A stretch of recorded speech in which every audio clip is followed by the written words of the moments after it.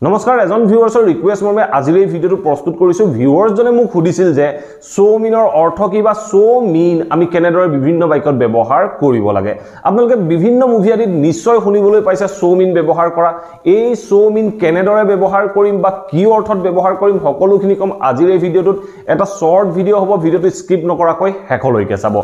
আমি যেতিয়া কোনোবা কথাত ক'ব লগা হয় যে ইমান ঘটিয়া ইমান নিচ এনে ধৰণে ক'ব লগা হয় তেনেকুৱা ক্ষেত্ৰত আমি সো মিন ব্যৱহাৰ কৰো ধৰক আপোনাক কোনোবা এজনে বেয়া ব্যৱহাৰ কৰিলে বেয়া ব্যৱহাৰ কৰাৰ কাৰণে আপুনি কৈছে সো মিন ইমান ঘটিয়া ব্যৱহাৰ এনে ধৰণে আপোনালোকে ক'ব পাৰে বা কিবা এটা কথাত আপুনি বেয়া পালে আপোনাৰ পছন্দ নহল আপুনি মনতে ভাবিছে ইমান ঘটিয়া কাৰবাৰ কৰিলে ইমান নিচ কাম কৰিলে তেনেকুৱা ক্ষেত্ৰতো আপুনি সো মিন এই ওয়াৰ্ডটো ব্যৱহাৰ কৰিব পাৰে সো আপোনালোকে হয়তো এটা নিশ্চয় অৰ্থটো বুজিব পাৰিলে সো মিন আমি কেতিয়া ব্যৱহাৰ কৰিম যেতিয়া আমি নিচ বুজাবলৈ যাম যেতিয়া কোনো এটা কাম কোনো কাৰবাৰ ব্যৱহাৰ ঘটিয়া বা নিচ বুজাবলৈ যাম তেনেকুৱা ক্ষেত্ৰত আমি সো মিন এই ফ্ৰেজটো ব্যৱহাৰ কৰো আমি কেনেদৰে ব্যৱহাৰ কৰিম দুই তিনটা এক্সাম্পলৰ মাধ্যমেৰে ইয়াক বুজি লবলৈ যত্ন কৰো উদাহৰণস্বৰূপে আমি যদি কেতিয়াবা ক'ব লগা হয় তেওঁ এজন ঘটিয়া মানুহ আছিল তেওঁ এজন নিচ মানুহ আছিল এনে ধৰণে ক'ব লগা হয় তেনে ক্ষেত্ৰত আমি বাক্যটো কেনে ধৰণে কম আমি বাক্যটো পাষ্টত কৈছো তেতিয়া আমি কম হি ওয়াজ সাচ এ মিন তেওঁ এজন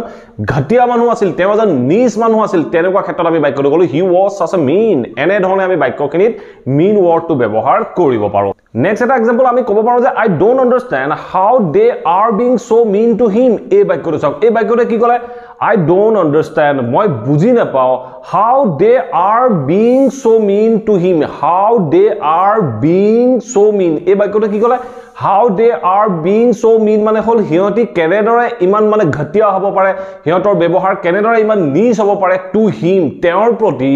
হিয়তৰ ব্যৱহাৰ কেনেদৰে ইমান নিচ বা ঘটিয়া হ'ব পাৰে মই বুজিব নোৱাৰো এই কথাটো ক'বলৈ যাওঁতে আমি বাক্যটো ক'লো যে I don't understand how they are being so mean to him এনে ধৰণে আমি বাক্যটো ক'ব পাৰো ঠিক তেনে ধৰণে আমি নেক্সট এটা বাক্য ক'ব পাৰো যে how he could be so mean এই বাক্যটোৰ অৰ্থ কি how he could be so mean মানে হল হি কেনেদৰে বা কেনেকৈ ইমান ঘটিয়া হ'ব পাৰে ইমান নিচ হ'ব পাৰে তেনেকুৱা ক্ষেত্ৰত আমি বাক্যটো ক'ব পাৰো যে how he could be so mean এনে ধৰণে আমি বাক্যখিনি so mean ব্যৱহাৰ কৰিব পাৰো এটা লাষ্ট এটা এক্সাম্পল চাবলৈ যত্ন কৰো আমি কেতিয়াবা আমাৰ ফ্ৰেন্ড সাৰ্কেলৰ মাজত হাঁহি ধেমালিতে হওক বা খঙতে হওক কোনোবাজন বন্ধু কেতিয়াবা ক'ব লগা হয় যে তুমি ইমান ঘটিয়া কিয় তুমি ইমান নিচ কিয় এনে ধৰণে যিবোৰ বাক্য কওঁ